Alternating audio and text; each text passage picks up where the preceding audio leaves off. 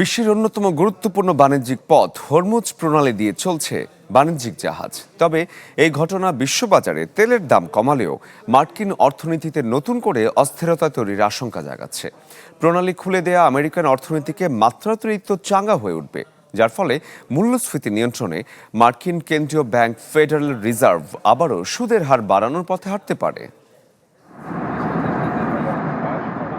Hormuz প্রণালী খুলে দিলেও স্বস্তিতে নেই যুক্তরাষ্ট্রের অর্থনীতি, বরং অতিরিক্ত তেল প্রবাহ দেশটির অর্থনৈতিক বেশ কিছু সূচকে তৈরি করেছে অস্বস্তি।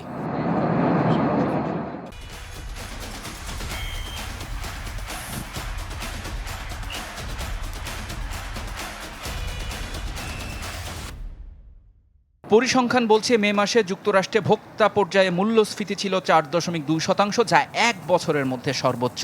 এর সাথে যুক্ত হয়েছে মে মাসের শক্তিশালী কর্মসংস্থান রিপোর্ট, যেখানে 2.25 লাখ নতুন কর্মসংস্থান তৈরি হয়েছে।